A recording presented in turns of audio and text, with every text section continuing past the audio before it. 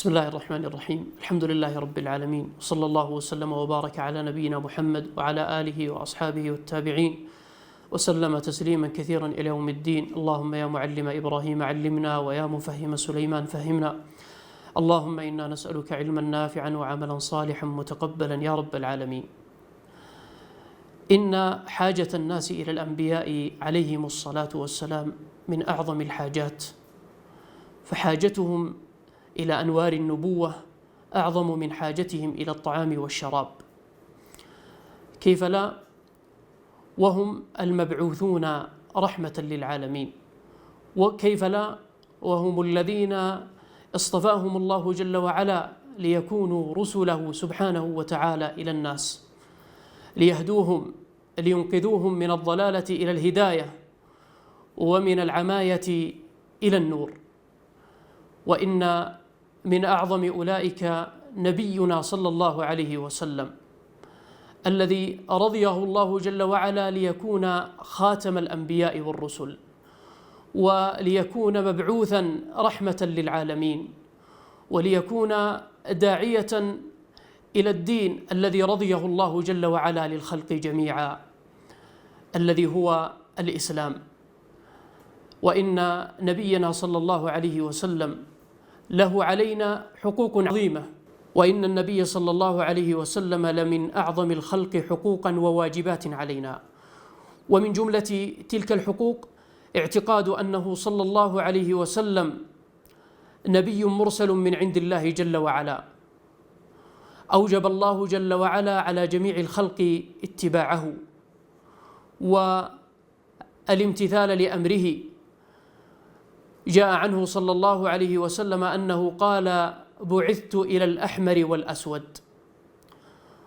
وقال الله تبارك وتعالى في ذلك: قل يا أيها الناس إني رسول الله إليكم جميعا الذي له ملك السماوات والأرض لا إله إلا هو يحيي ويميت فآمنوا بالله ورسوله النبي الأمي الذي يؤمن بالله وكلماته واتبعوه لعلكم تهتدون. وإن من خالف أمره واتبع غير سبيله فإنه صاد عن دين الله جل وعلا، كافر بما أنزل على محمد صلى الله عليه وسلم. قال الله تبارك وتعالى في ذلك: ومن لم يؤمن بالله ورسوله فإنا أعتدنا للكافرين سعيرا. ومن حقوقه صلوات الله وسلامه عليه أن نحبه محبة تامة كاملة. في الحديث عنه صلى الله عليه وسلم أنه قال: لا يؤمن أحدكم حتى أكون أحب إليه من والده وولده والناس أجمعين. وفي محبته صلوات الله وسلامه عليه يروي عبد الله بن هشام رضي الله عنه أن عمر بن الخطاب رضي الله عنه ذات مرة وضع كفه في كف النبي صلى الله عليه وسلم وقال له: لأنت أحب إلي يا رسول الله إلا من نفسي. فقال له النبي صلى الله عليه وسلم: لا والذي نفسي بيده يا عمر. فقال له عمر رضي الله عنه وأرضاه: لأنت أحب إلي من نفسي يا رسول الله. فقال له صلوات ربي وسلامه عليه: الآن يا عمر.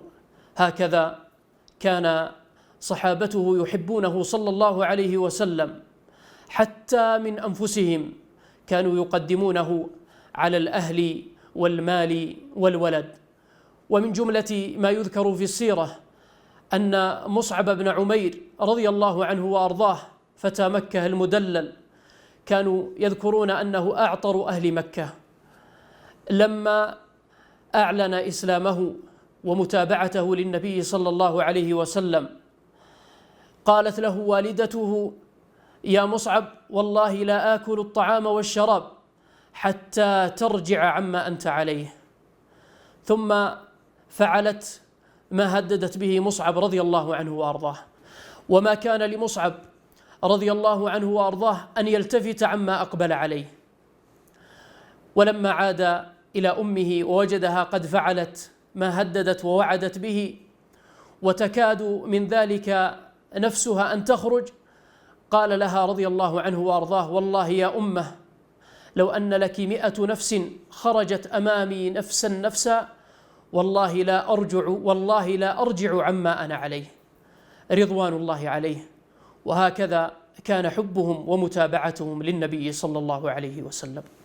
ومن الحقوق والواجبات له صلى الله عليه وسلم أن نعتقد أن الله جل وعلا قد كمله غاية الكمال البشري، فكمله صلوات الله وسلامه عليه كمالا خلقيا وخلقيا، وكمله في علمه وكمله في خشيته، حتى أنه صلى الله عليه وسلم قال ذات مرة: أنا أعلمكم بالله وأشدكم خشية له، صلوات الله وسلامه عليه. ومن ذلك الكمال أن الله جعل له بركة ذاتية، فكانت بركته صلوات الله وسلامه عليه ذاتية في نفسه صلى الله عليه وسلم، حتى أنه كان يشرب اللبن ثم يشرب بعده 1000 عام من الناس لا يكاد ينقضي ذلك اللبن، بل يكاد أن يكون على هيئته التي جيء بها إليه صلوات الله وسلامه عليه. ومن بركته صلى الله عليه وسلم أنه كان الصحابة رضوان الله عليهم يقتتلون على شعره إذا حلق، يعني لينالوا من بركته صلى الله عليه وسلم. ومن بركته صلى الله عليه وسلم أنه كان لا يكاد الماء الذي يتوضأ به يصل إلى الأرض، فكان الصحابة رضوان الله عليهم يتلقفونه يتلمسون بركته. ومن حقوقه صلوات الله وسلامه عليه اتباعه عليه الصلاة والسلام في الجليل والدقيق والصغير والكبير. والسيرة عاطرة بشيء من المواقف، ومن ذلك أن جليبيب رضي الله عنه وأرضاه أتى إلى النبي صلى الله عليه وسلم ذات مرة، فقال له النبي صلى الله عليه وسلم: ألا تتزوج يا جليبيب؟ فقال جليبيب: ومن يزوجني يا رسول الله؟ وذلك لأنه كان رضي الله عنه وأرضاه من فقراء الناس، وكان ليس ذا مال ولا نسب، وكان رضي الله عنه وأرضاه دميم الخلقة. فقال للنبي صلى الله عليه وسلم: من يزوجني يا رسول الله؟ فخطب له النبي صلى الله عليه وسلم إحدى فتيات الأنصار، فلما علم أباها وأمها بهذه الخطبة كأنهم امتنعوا عن زواجه لما سمعت الفتاة تلك الخطبة وذلك الامتناع من والديها، خرجت من خدرها وقالت: أتردان رسول الله صلى الله عليه وسلم؟ ادفعاني إلى رسول الله صلى الله عليه وسلم فوالله لا يضيعني. وكذلك ومن متابعته صلى الله عليه وسلم أن عمر رضي الله عنه وأرضاه في أحداث صلح الحديبية تقدم إلى النبي صلى الله عليه وسلم فقال: لمن نعطي الدنية في ديننا يا رسول الله؟ فالتفت إلى عمر أبو بكر رضي الله عنه وأرضاه وقال: إلزم غرزه، إشارة إلى الامتثال والائتمار بأمره صلوات ربي وسلامه عليه. ومن الواجبات والحقوق له صلوات الله وسلامه عليه ألا نزيد على سنته، وألا نعتقد أنه يمكن أن يؤتى بشيء حسن بعد موته صلوات الله وسلامه عليه، فإن القول بمثل هذا القول لازمه أن يكون النبي صلى الله عليه وسلم قد نقص شيئا من الرسالة، أو أنه لم يؤدي الأمانة على أكمل وجه وأتمه، وحاشاه، فهو صلوات ربي وسلامه عليه قد بلغ الرسالة وأدى الأمانة على أكمل وجه وأحسن صورة وأتمها. قال الله تبارك وتعالى: اليوم أكملت لكم دينكم وأتممت عليكم نعمتي ورضيت لكم الإسلام دينا. وكل فعل أو عمل ليس مختوما بخاتم النبوة فإنه مردود على صاحبه ولا بركة فيه.